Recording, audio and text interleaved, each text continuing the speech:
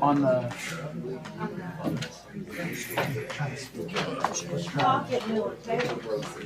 put your chair right here.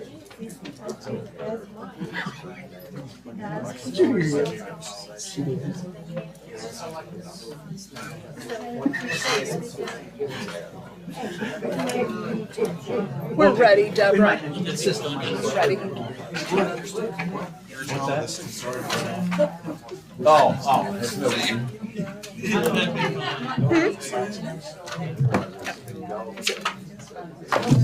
I have 5:15. I'd like to call to order the Maysville Board of Commissioners Thursday, November the 10th, 2022. Our invocation. Oh, Reverend Merton. Couldn't find you in a big crowd. Let us pray. Almighty Father and Lord, we come to you this evening to thank you for your goodness. God, we thank you that you have given us these public officials and administrators that are here to serve for the good of the citizens of this great community. God, as we come out of this campaign season, Lord, we're grateful for all of those that have that stepped up to the call for public service. We know the sacrifice that it has been for them and their families. And Lord, we pray your blessings on them for that. Lord, as we celebrate Veterans Day tomorrow, we are grateful to those men and women who have faithfully served to defend this country, to allow us the privilege to enjoy the freedoms that we do. As we enter into this time of business, God, I just pray that your Spirit would be among us in the decisions and the discussions that are had. God, we pray all these things in Jesus' name. Amen. Amen.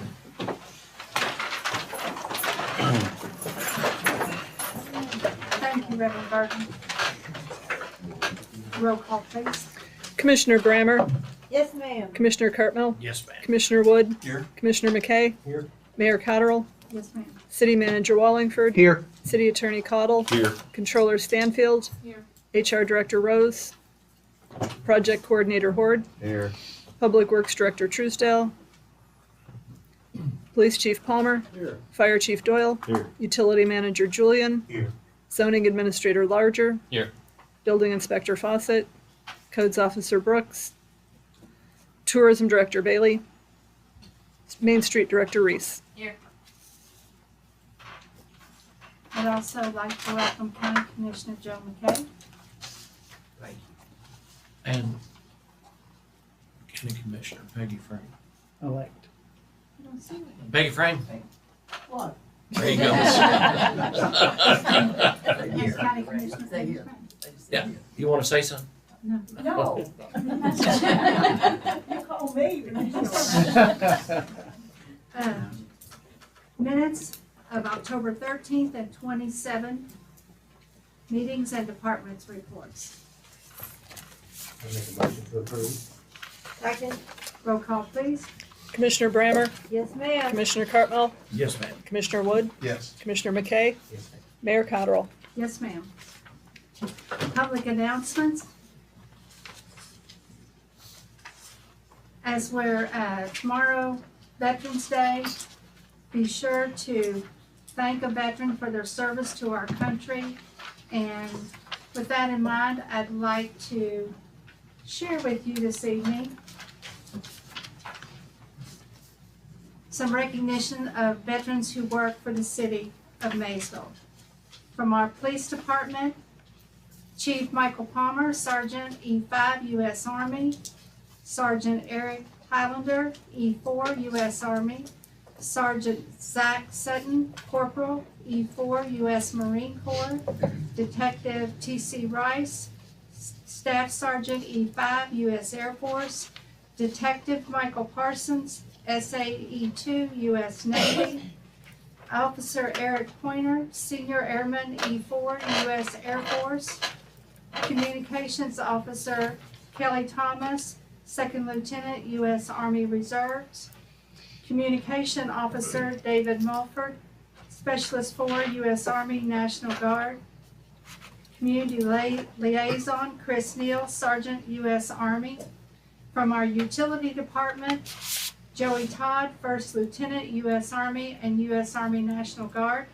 Luke Huron, Corporal, U.S. Army National Guard. Kerry Washington, Sergeant, First Class, U.S. Army. And from our Public Works, Gary Lunsford, Sergeant, U.S. Army, and Joe Erskine. Erskine, Specialist 4, U.S. Army. Let's give them a round of applause.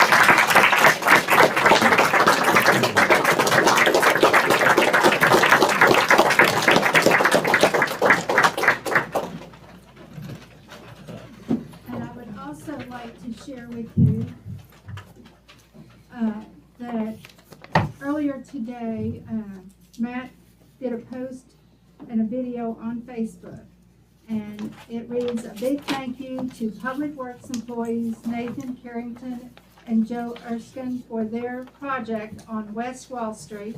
Nathan and Joe worked with the staff and students from St. Patrick, Straub Elementary, and Mason County Intermediate to paint the newly constructed sidewalk that connects West 2nd Street to a new off-street parking lot. Thank you to all the schools that participated in the project, and to Sherman Williams for donating paint and supplies. And we want to thank all of the past and current neighbors who contributed to the beautification of this area in memory of veteran Lori Ann Doppelhauer and her children. So appreciate our team thinking about it, and then all the community participation. And you'll want to take a look at the video. The kids did a fabulous job. They did. It's remarkable. Beautiful. And Mayor, I'd like to recognize, you all probably saw it on the CMA Awards last night, Yeah. that Jack Clark won a CMA award for the Song of the Year. He engineered it. And it's all over Facebook, Yeah. YouTube, so if you get a chance, that's Kirk and Christie's son. Mayor Cotterill, Matt, since we're on the subject, not of the CMAs, but going back, just remind everyone that the Veterans Parade is on Saturday downtown at 2 o'clock. If you all can make it, it'd be great for them to line the streets again. They deserve it. The last few years, it's been kind of low attendance. Yeah. And it is on Saturday, Mhm. so that's even better. Any other public announcements? Public comments? We have no appointments. Discussion, possible action, rezoning case, Welcome House. Matt, Yeah, please. let me stand up here for a second. I appreciate everybody who's here tonight and your interest in this, but I will tell you, this is not a public hearing. You will not have the opportunity to speak. You've already been given, the public has been given a public hearing. I will explain more why here in just a minute when I explain procedures to the commission. But I do appreciate y'all's interest, and we do meet on the second and fourth Thursdays of every month, and please feel free to join us each and every month. We like having a good crowd. This is a good civic duty by everybody. So with that, Mayor and Commissioners, on October the 5th, the Planning Commission conducted a public hearing on a rezoning request from the Welcome House to rezone approximately 22 acres just northeast of Simon Kitten Acres, adjacent to the AA highway. That request was denied by the Planning Commission unanimously. On November the 2nd, the Planning Commission made a matter of record their findings in fact and conclusion of law, which everybody has been given. So a few years back, we adopted KRS 100.100.2111, which basically says that after any rezoning case that's heard by the Planning Commission, unless an aggrieved individual or entity requests that you take final action, the Planning Commission's decision is final by operation of law after 21 days. Well, those 21 days started on November 2nd.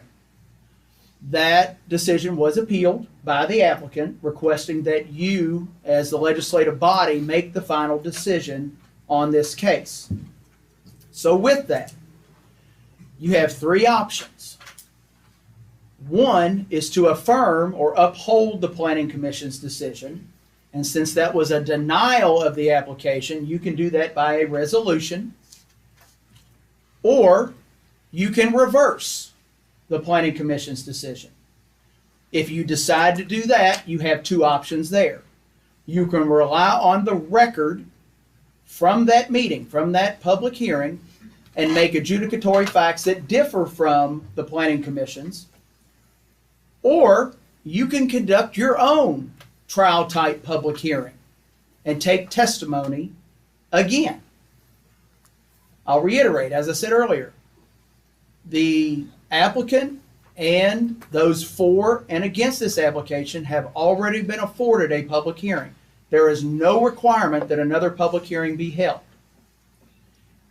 If you were to decide to overturn the Planning Commission's decision, my recommendation would be to rely on the record and make your own facts that differ. Now, if you ultimately want to have a public hearing, we can do that. But we would have to establish that and follow KRS 424, which gives a 7 to 21 day window for notice. Adjoining property owners would have to be notified within at least 14 days prior to the hearing, notice in the Ledger Independent, and a sign on the property. We can do that. We've never done it, but doesn't mean that we have to follow the past. You can do that. But my recommendation would be to rely on the record from the Planning Commission meeting and either make your decision to affirm their decision or reverse it. Does all that make sense? That's why you cannot take you cannot allow anybody to speak tonight, because you cannot add any new testimony. Number one, if you rely on the record, you're relying on the record from that Planning Commission meeting on October 5th. Number two, this isn't a scheduled public hearing. So you're not taking testimony. You can't take any new testimony. So do you all have any questions? Now, one last thing. You have 90 days to make a decision. That clock started on November 2nd. If you don't make a decision within 90 days, the Planning Commission's decision becomes final by operation of law. If you make a final decision on this, whether to affirm the Planning Commission or to overturn it, any aggrieved party after your final decision can file an appeal in Mason County Circuit Court. If you don't make a decision, they would be appealing the Planning Commission's decision from October 5th. That would be the final decision if you let the 90 days lapse. Did I leave anything out? Okay. Questions? You all have been given the record. You have that. I guess my first question is, do you feel like you want to make a decision tonight? If you're making a decision tonight, your decision tonight would most likely be to affirm the Planning Commission's decision, because we do not have an ordinance drafted. If you decide that you would want to overturn it, we would need some guidance, because we would need to draft an ordinance. Correct. Does that sound correct, Kelly? Yes. Okay. You just need a motion to affirm? If I think we ought to discuss it a little bit. If your motion is going to be to affirm the Planning Commission's decision, I'll be honest, I don't think the Planning Commission's decision, it lacked some evidence.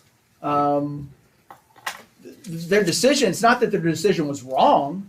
I think they had the right to make a decision either way. But if you're going to make a decision to affirm what they did, we need to talk about some things that Kelly, that was mentioned in the public hearing, and some of those things were just, some are speculative, But I think those need to be added into the motion and into the resolution. For example, there was mention that Simon Kenton Avenue and the roads in there would not be able to handle the increased traffic. That's probably true. I mean, that's a narrower road that was built for that subdivision. There was speculation that property values could decrease. There was speculation that the anticipated use from the Welcome House was not consistent with being in a residential area. So those are things that we have in the resolution if you do decide to affirm. Now, again, if the consensus is to overturn, we would probably need to have a special meeting to have an ordinance drafted and have that sooner rather than later. But I'd want some guidance and from the five of you. Does that make sense? Vic, you were asking about affirmation? Yes. What do you need? You need a motion to approve the Yes. resolution? Yes. So moved. Okay, so the motion is to approve a resolution affirming the planning commission's decision. Okay, I second it. want to ask for discussion? I would like to Okay. make a comment. Sure. I attended the meeting and I have read every word of these documents more than once. And when I do that, and I want to reiterate what Matt said, that I think the public and the residents had some legitimate concerns. However, when I look at the evidence in these documents, there is a lot more evidence to approve than there is to deny. If you list it out and look at each item, there is many more. And then going back to the issues that residents had, I think some of those could be addressed. For example, and the planning and zoning said that theirs was because the subdivision would be disrupted. If you didn't have the access on the road there and brought it out on the AA, then you wouldn't disrupt the subdivision at all. You wouldn't, because there would be no access to the subdivision from the Welcome House property. And there's already access to the AA there that could be utilized. So, for me, I think we need to take all those things into consideration. And if you were here or you read the information, they have a legitimate, in my eyes, I'm only speaking for myself, application. Matt, have you queried that with the state about? We have an access point into the AMVETS park that we own. Their property abuts that entrance. Okay, down at the bottom of the hill. Yeah, down at the bottom of the hill, correct, yes, sir.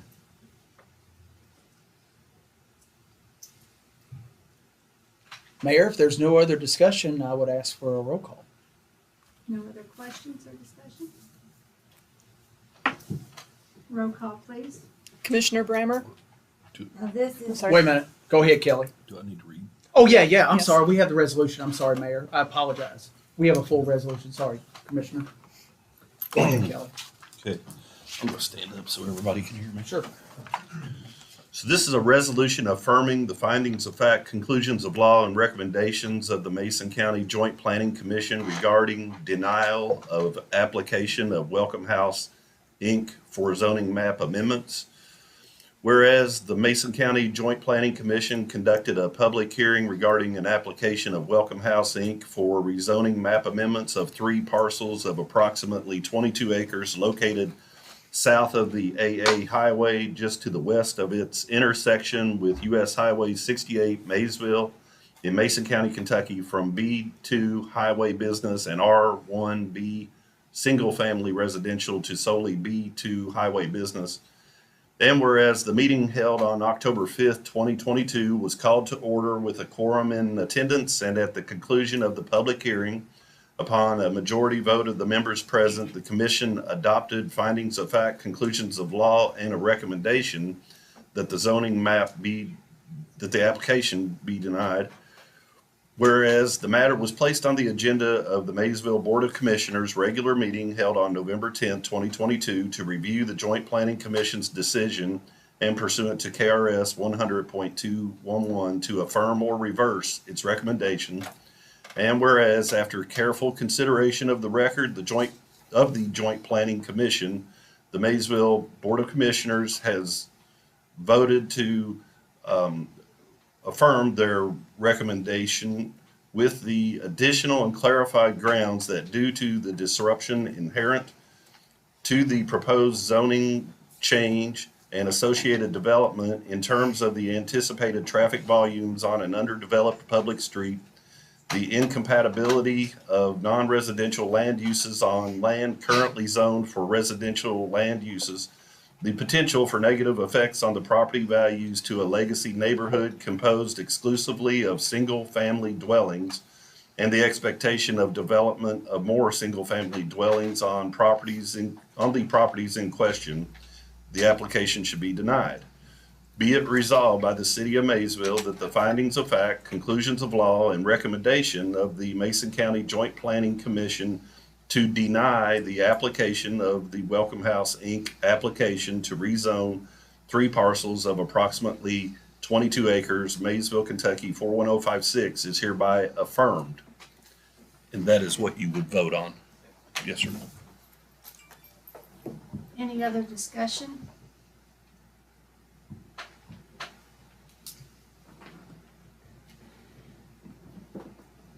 I think I need a motion. We have, Well, we have a motion and second. Well, you wanna, Make a motion okay. to affirm. Second. Roll Okay. call, please. Commissioner Brammer, Yes. Commissioner Cartmel, Yes. Commissioner Wood, Yes. Commissioner McKay, Yes, ma'am. Mayor Cottrell. No, ma'am. And I know there's probably a lot of people in here not very happy with me, but I really feel like there's more evidence, and it's the right thing to do. Okay, let's take a 5-minute break, and we'll start back precisely in 5 minutes, please.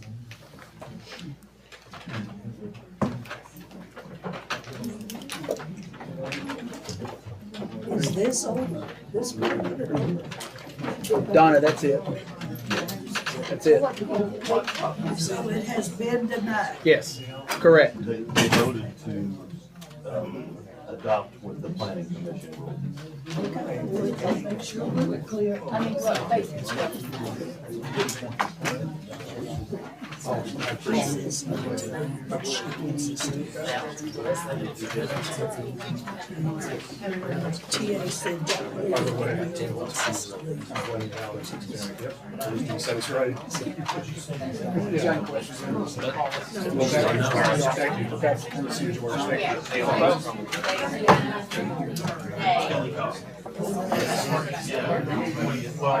Whenever we had a free time, I wanted to kind of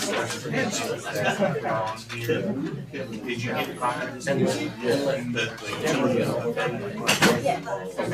Which when you had time, I was kind of holding off on you got through all this. But I wanted to run everybody that nothing real major. The biggest thing is the water treatment. It's not in good shape.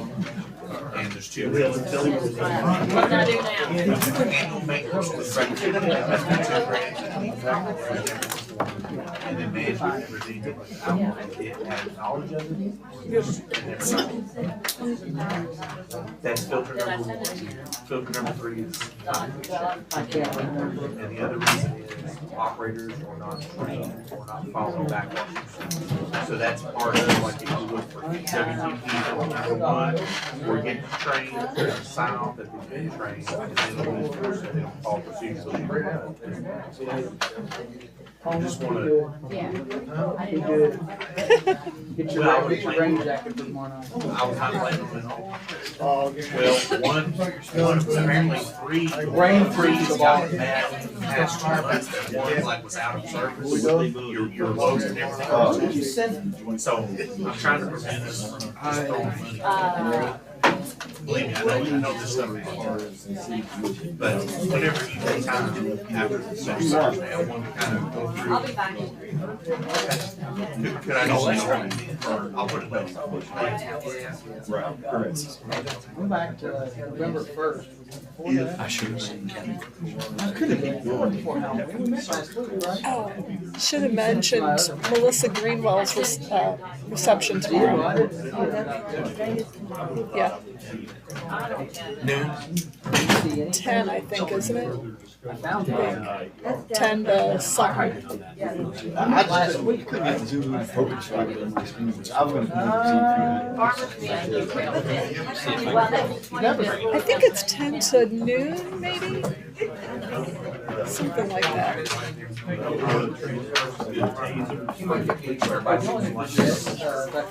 always good.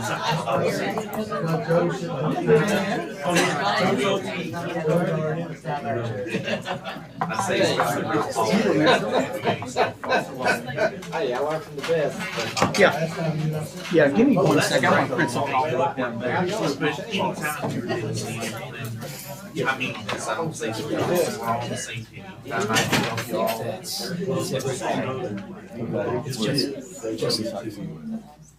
It's just not, it's in between the new phase, phase 2, and the old phase. They still have so more to. Just for those 3. Oh, yeah. Just that one just north of the flower.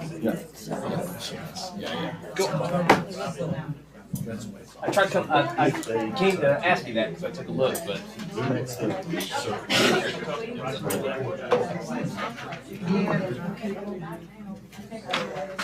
So Kevin, what's the capacity of this revenue? Whatever this is. How do y'all figure that? Well, it depends on what kind of seating, but in here, it'd be less. And then there's a different figure for tables and chairs, or if it's just standing room. If it's like a restaurant with booths, it has fixed seating.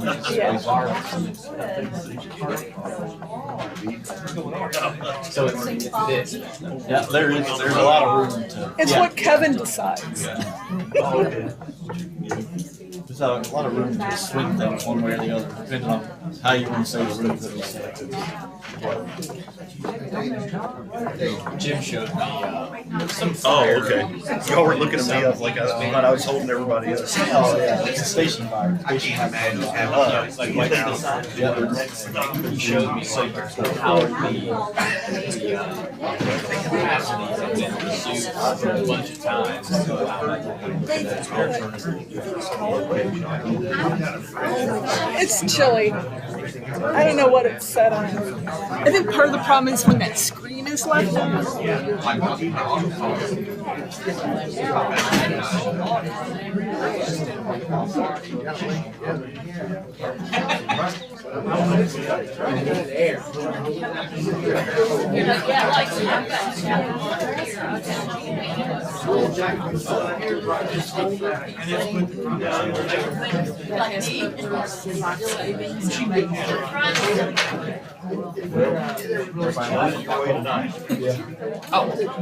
I didn't see them. Yeah, but you can probably bang the gavel now. I turned it off. We're gonna start hanging meat. I'd like to call the Maysville Board of Commissioners back to order, please. Discussion, Lewis and Clark Pavilion guidelines. Caroline and Caitlin are getting a lot of requests for groups to utilize the pavilion, the Lewis and Clark Pavilion. The big difference here is it, as you all well know, it doubles as a parking lot. And it's used by residents and those who work downtown Monday through Friday. So we met last week and we tried to come up with some guidelines to establish for that pavilion. And I'll let Miss Caroline, you want to go over them? Sure. Caroline, come up here. You don't care. Sure. So we Yeah. get here. Come up here so you can get on. Okay, as Matt said, the thing that makes that different is it's also a parking lot. We feel, I'm gonna speak for you as well, Sure. very strongly that, we tell people all the time downtown, there's plenty of parking, park in the lot. It's just a short little jaunt up to your store, your shop, or your restaurant. And so we tell people to park there. So I don't think we can turn around and go, oh no, we're having this, we're having that. You can't park there, you can't park there, you can't park there. So the people that park have to live well with the people that want to do an event. So that's how this all came about. Do you just want me to read Yeah, them? go ahead. Okay. And by all means, stop me when you want to. One of them, the pavilion cannot be reserved Monday through Friday, 8 a.m. to 5 p.m. So that would be business hours. If there is a weekday event after 5, organizers may hold equipment or decorations that they want to set up in an empty space before moving them under the tent and the pavilion. An example of that would be the museum had one of their Civil War events down there, and we don't want to clear out that pavilion at noon when somebody wants to set up. But if they can bring their things as close as, there are always empty spaces, especially on the flood wall side. You're welcome to do that, and then after 5, bring it up. Implement a $250 deposit. Now, let me clarify that. Yeah. That's just a deposit. Everything goes well, your check gets shredded, or we give it back to you. Right. Kind of like what we do with our equipment usage policy. Same thing. We So give what, would just trash left on the park, is that what you're saying?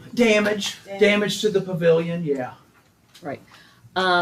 Those using the lot multiple times, like the farmer's market or the cruise and chrome car shows, they only have to pay it one time. We're not going to take $250 every time they go in. If there is an event which requires public works to set up equipment, a fee would be charged unless it's a city event. Or substantial proceeds for the event go to a charitable cause. And so if the city came in and had to put up additional tents, or had to put up tables and chairs, or anything that we do, because we have to cover that as far as costs with additional hours and whatever, then there'd be a fee to cover that. The things that you wouldn't have to pay a fee, downtown Halloween, that's a city event for everybody. And then what we mean by if a substantial proceeds go to a charitable cause. An example would be Pig Out. All their proceeds go to the Shriners Hospital or something like that. For example, a church that wanted to use it, their own collection plate doesn't qualify as a substantial charitable thing. But if they went down and somebody organized something and everything went for breast cancer research, something like that. So there would be a charge if it didn't go to a substantial charitable cause or it was a city event. Develop a real-time notification system, kind of like a QR code, to be posted in the entrances of the lots.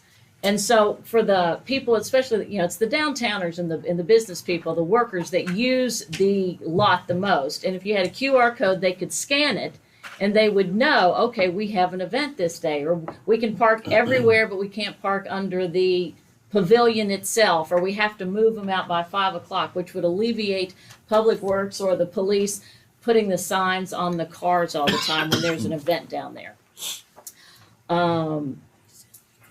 This is a question mark.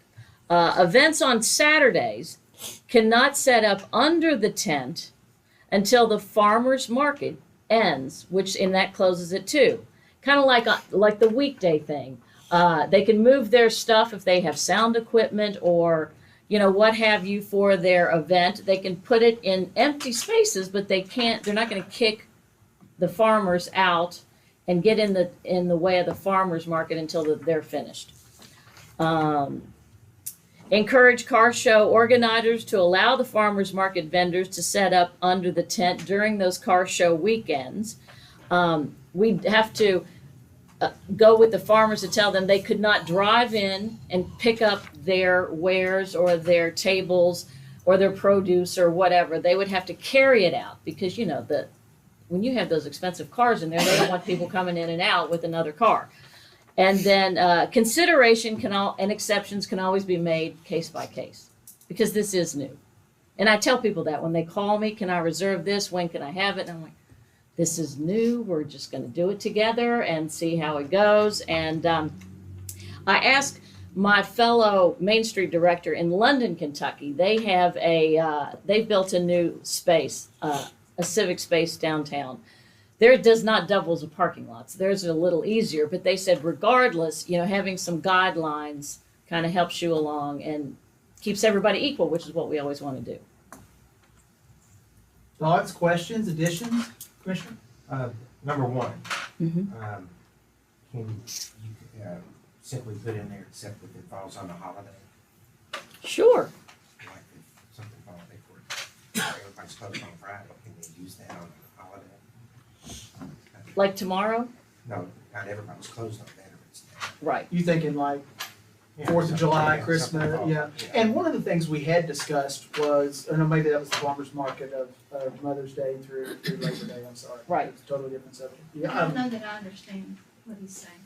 Can they use the lot on a Friday or a Monday if it's a holiday? If the holiday falls on those days and and the parking lot is empty?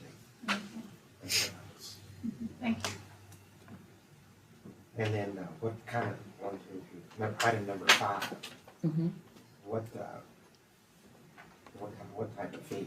Have you set a dollar amount on that? we have not, We have- no, we have not. We're open to suggestions. $100? I'm just throwing that out. 200? 200? 250? We could which do would- 250 which would like the charge deposit, that would be easy. but you wouldn't get it back.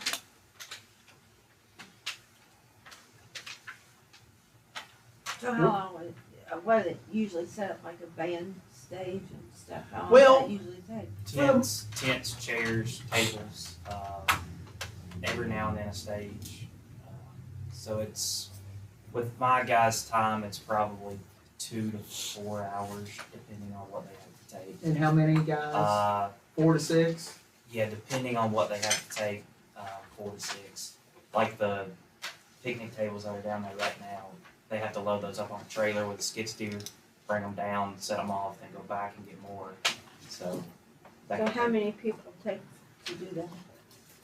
The big picnic tables, I would say three people. The stage, I'd say 4. I And don't for the think most- 250 is unreasonable. I don't think for so. that, because you got 3 men, Several hours. several hours. Yeah, And for the most part during the summer, 2 to 4 hours. between Uncorked and Oktoberfest, the stage pretty much stays down Yeah. there, Yeah. unless we need to, unless something else is going on somewhere else.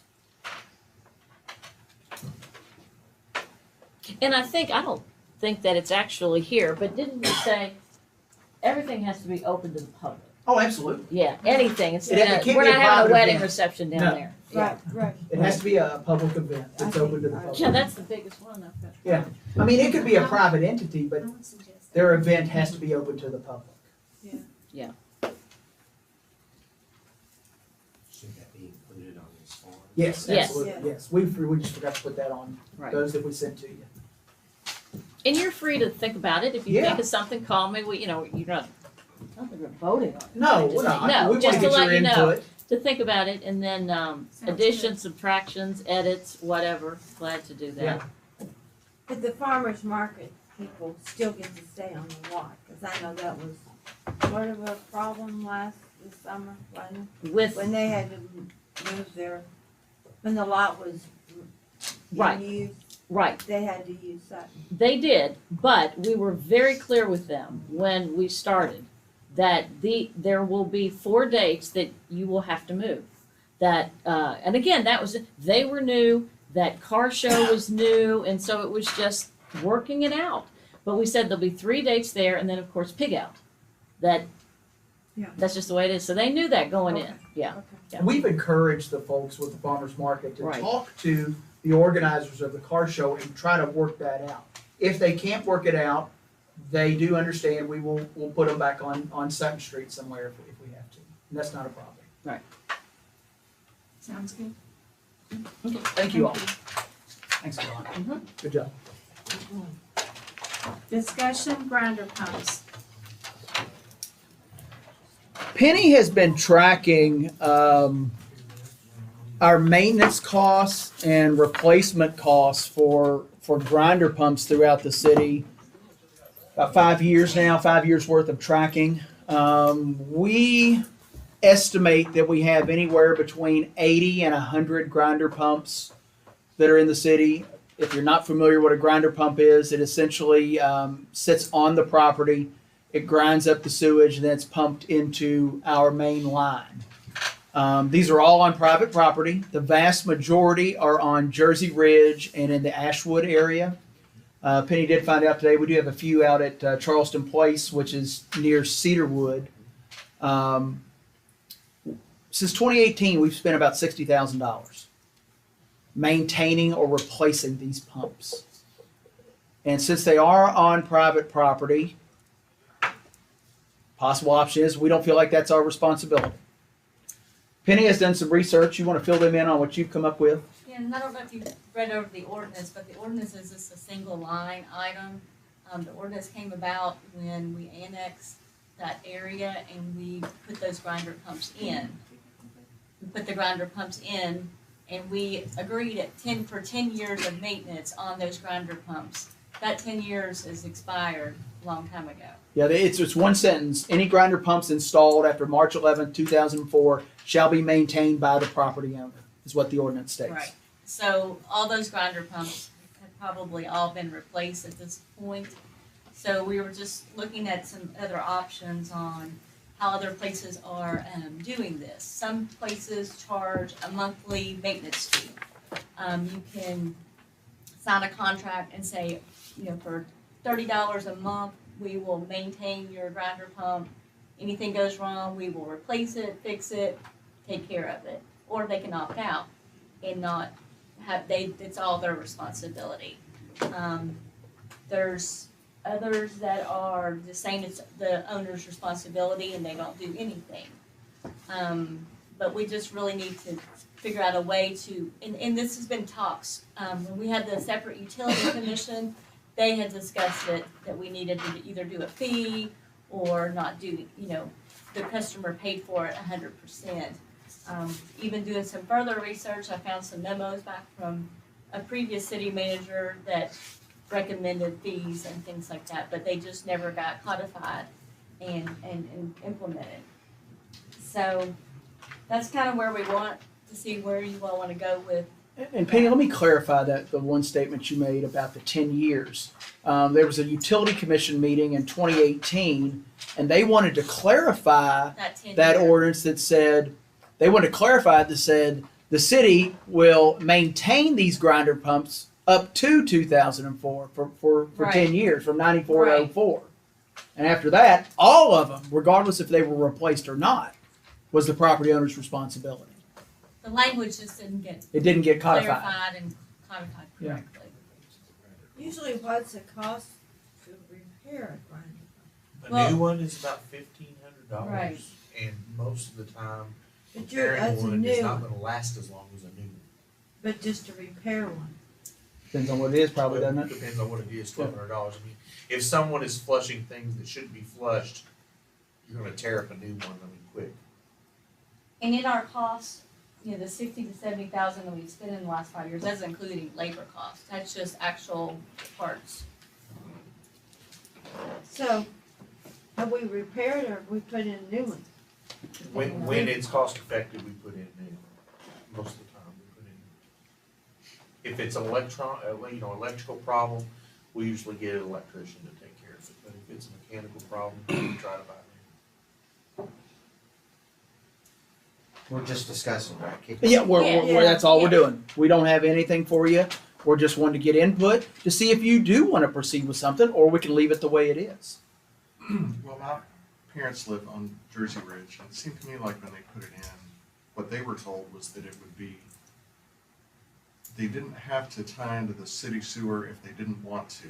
But if they did it now, if they did it when they installed it, then the city would cover them for as long as they own their property, was my understanding of what was said. And, you know, maybe they did it in different phases, and maybe they had different rules for different phases, but I can tell you that it seems like a lot. I mean, and I don't know whether they each have individual pumps on each house or not out there, but it seems to me like it puts a little bit of a burden on the homeowners where everybody else gets their sewage ground up for free. I mean, if you live on 3rd Street or 4th Street or 2nd Street and you flush the same bad thing down the toilet or the sink, there's no accountability for those people, but the people that are on Jersey Ridge or Ashwood or wherever they have individual grinder pumps, it seems to me like are maybe not unfairly targeted, but maybe they have to bear a burden that other residents don't.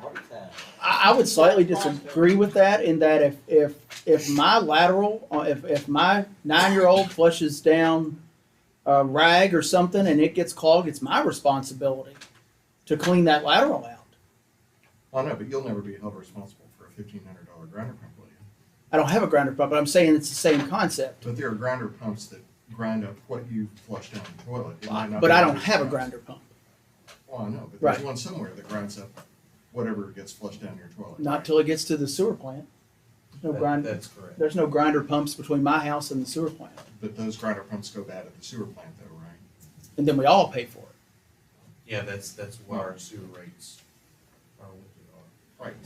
Right. And a lot of these were installed private. Some of these were installed privately. We didn't install them. On their property? On their property. You take Ash Point subdivision that was developed in 1996. All of those were installed by private contractors. We didn't do that.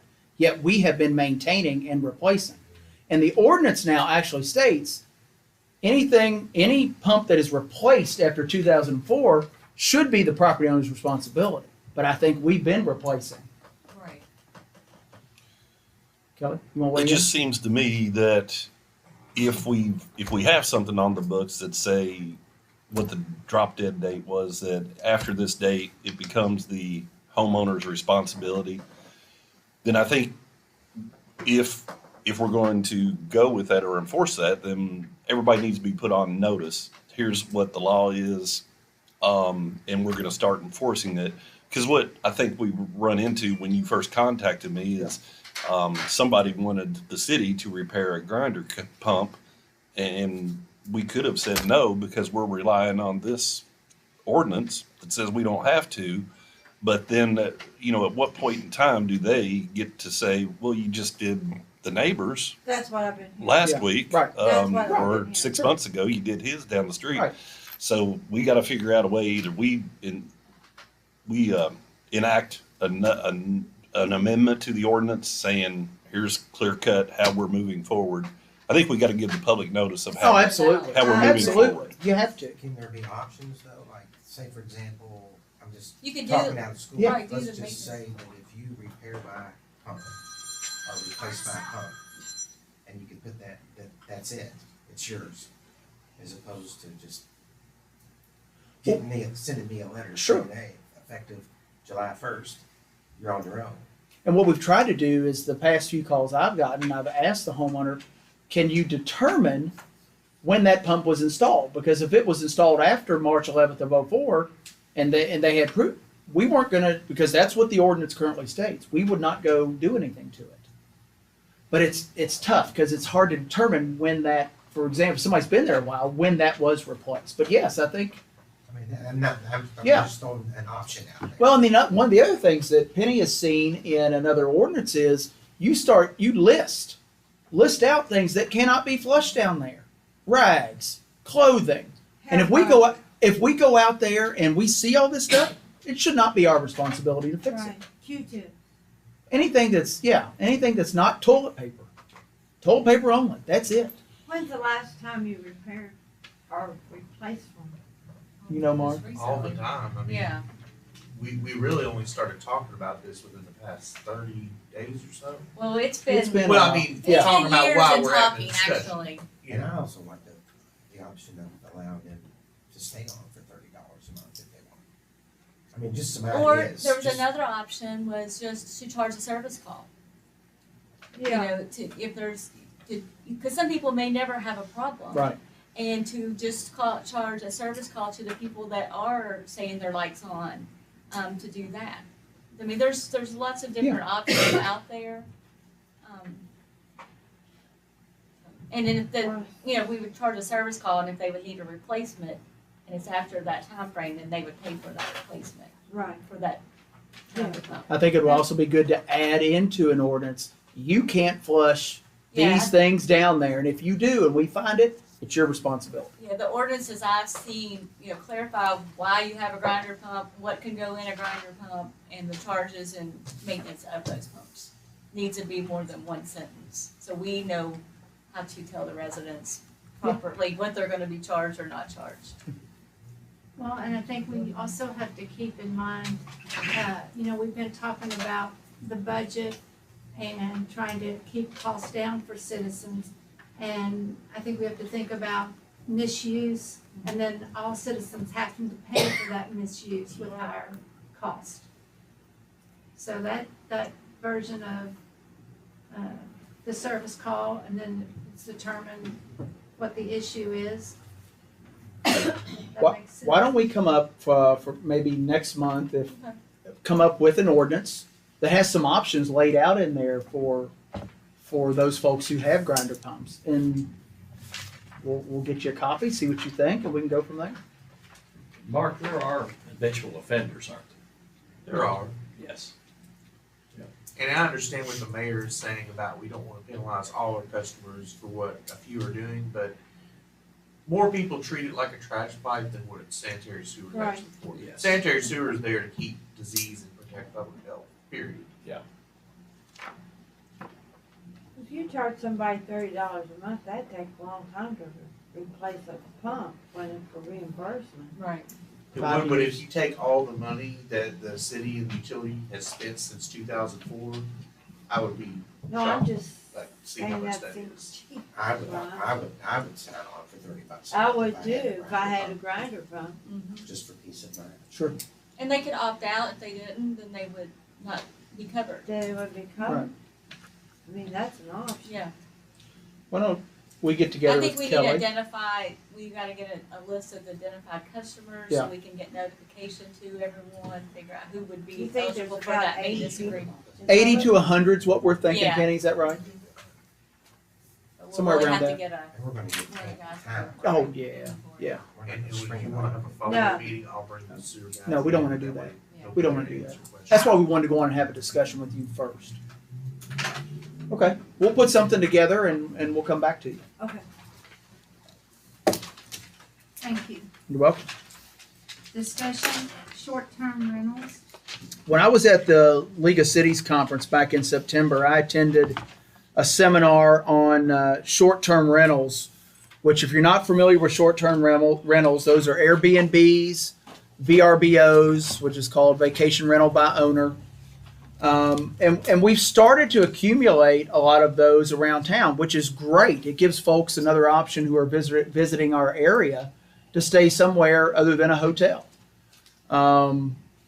So with that, I spoke with the tourism directors from Georgetown, Scott County, and they gave me a copy of their ordinance that regulates short-term rentals.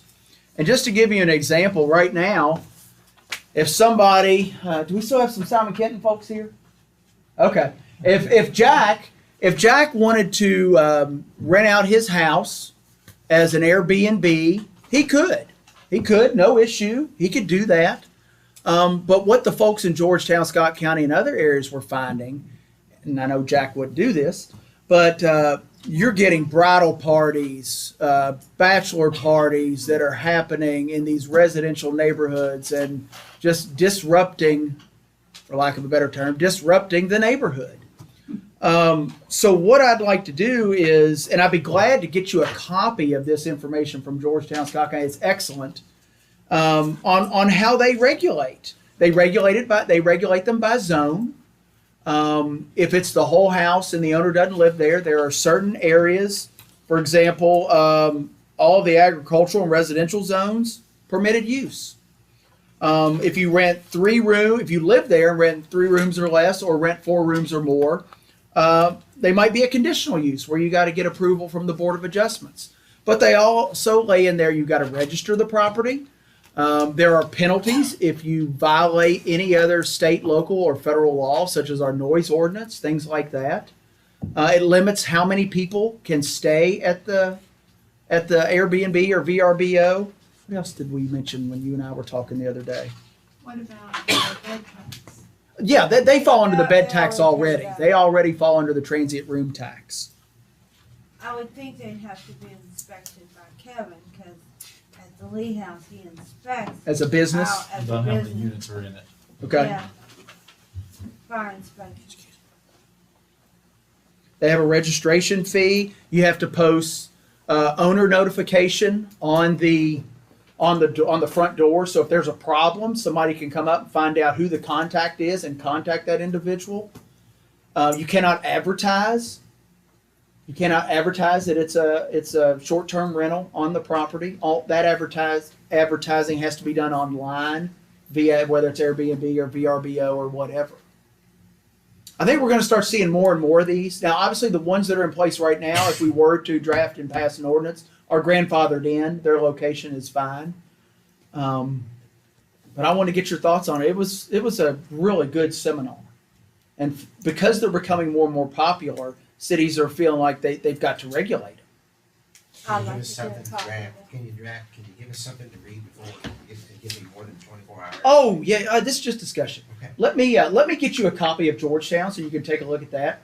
I'll make copies of this and put it in your mail bin and get you started. And then Caitlin and Kelly and I have kind of started a discussion on it and see what you think, and we'll come back and discuss it again. I want to get, if you all are open to this, I'd like to get something drafted sooner rather than later, because we're getting ready to do a ordinance amendment on the transient room tax that's going to go into place, so those would be affected as well. Okay. Thank you. Intergovernmental transfer tasers.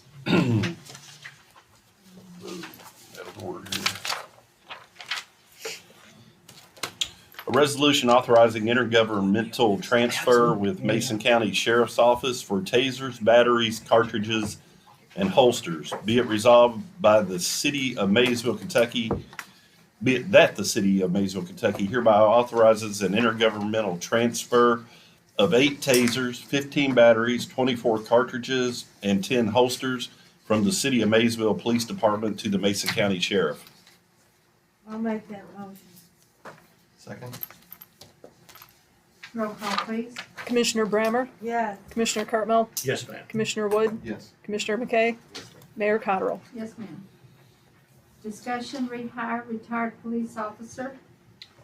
That should be a resolution. Resolution. Yeah, I'm sorry, Mayor, it was wrong on that. It should be a resolution. I'm sorry.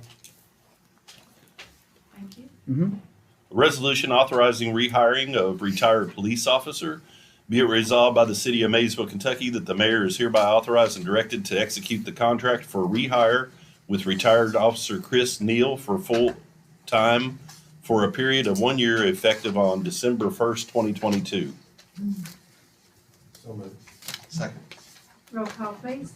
Commissioner Brammer, Yes. Commissioner Cartmel, Yes, ma'am. Commissioner Wood, Yes. Commissioner McKay, Mayor Cottrell. Yes, ma'am. An ordinance amending the Code of Ordinances, Section 152.07, Collection of Refuge, 22-11. An ordinance amending Code of Ordinances, Section 152, Collection of Refuse. Summary, this ordinance changes Code of Ordinances, Section 152.07 to change the monthly fee of $13 per month to fees that will be based on fees assessed by the contractor for garbage collection and will be included with the monthly water and sewer bill and collected at the same time.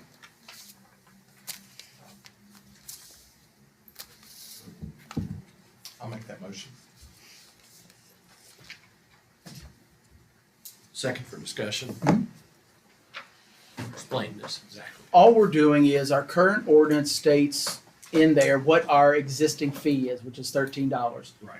All we're doing is we're putting in there what the annual, we're making it vague so we don't have to come back anytime that fee is changed, whether it goes up or down. So, Or whether we use one contractor or a different contractor. Correct. Thank you. Does that make sense? Yes. Okay. so like right now, we're locked in per the ordinance to only charge $13. But I think I'm about ready to You are. read another resolution. Rumpke came back and are raising the rates, right? Right. Correct. And so in order for us to contract with Rumpke and agree with their rates, I would have had to change the ordinance, and I would have to do it every time they come back to us. We would have to have a new ordinance. So that's what we're changing it. Okay. Roll call, please. Commissioner Brammer? Yes. Commissioner Cartmel? Yes, ma'am. Commissioner Wood? Yes. Commissioner McKay? Yes, ma'am. Mayor Cottrell? Yes, ma'am. Resolution authorizing contract with Rumpke 22-75. Resolution authorizing addendum to contract between the City of Maysville, Kentucky and Rumpke of Ohio, Inc. Be it resolved by the City of Maysville, Kentucky, that the mayor is hereby authorized and directed to execute the addendum to the contract between the City of Maysville, Kentucky and Rumpke of Ohio, Inc. to extend the current contract terms and conditions for 2 years with the rate of $13.56 per unit per month, effective January 1, 2023 to December 31, 2023, and the rate of $14.72 per unit per month, effective January 1, 2024 to December 31, 2024. The contract may be renewed for additional option periods upon mutual written agreement by both parties.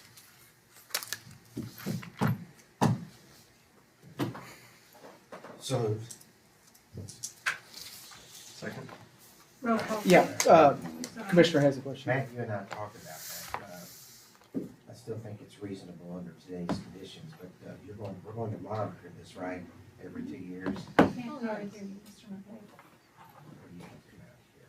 You can switch. I asked him, I'm talking as loud as I can, Mayor, sorry.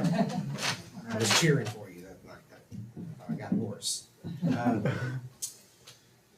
You and I spoke about it, we're going to continue monitoring, right? Yes, and per the discussion last month, you all, I believe, asked me to check with the county. Right. And I have already reached out to Judge McNeil, and we'll set up a meeting just to see what they think, what their thoughts are, if they were interested in taking over residential garbage collection citywide.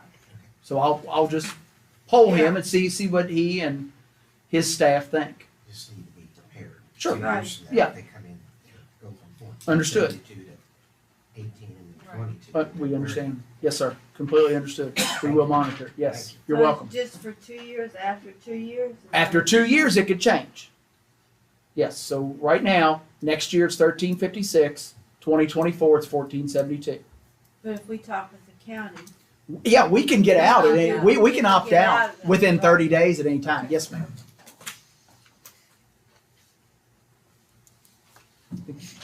Mayor, I think you got a motion and a second. I think you're ready for roll call. Roll call. Commissioner Brammer? yes, ma'am. Commissioner Cartmel? Yes, Commissioner Wood? Yes. Commissioner McKay? Yes, ma'am. Mayor Cottrell? Yes, ma'am. Closed session pursuant to KRS 61.8101C, discussion of proposed or pending litigation. Either one, thank you. so, Roll call, please. Commissioner Brammer? Yes, ma'am. Commissioner Cartmel? yes. Commissioner Wood? Yes. Commissioner McKay? Mayor Cottrell? Yes, ma'am. Chief Palmer and Kelly, that's all I need. Everybody else can head.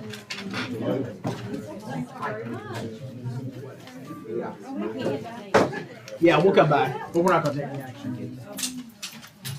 veteran that goes to school Sunday and forgot to get a pair for him. Can I get one for you? I'm sorry, I'm sorry, I'm sorry. Let's go up there. I've got to go in this closed session. I'll be right Okay, there. all right, I'll get it while you're in there. Carol Woods, if you'll sign it out.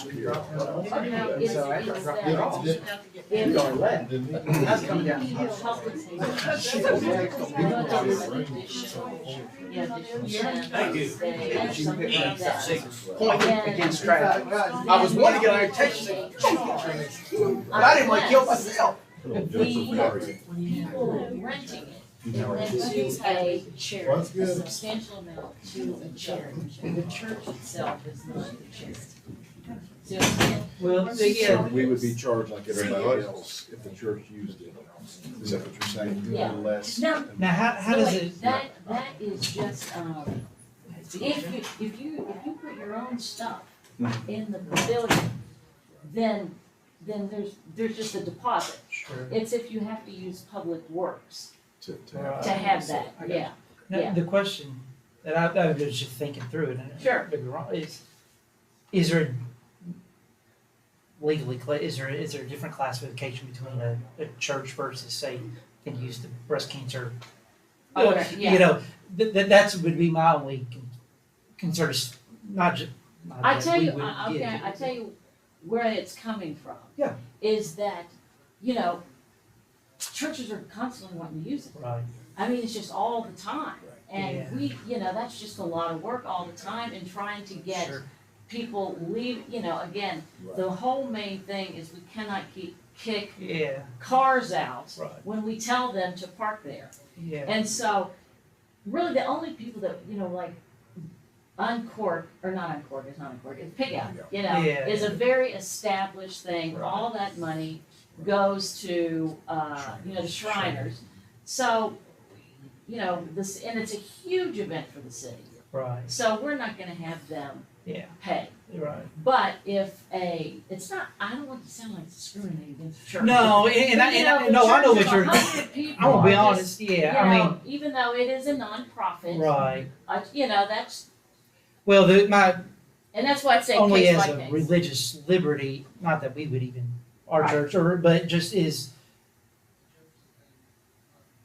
I would. Just in the 15 minutes I thought about it, you know, Sure. but have some concern of singling out churches, regardless of the church, as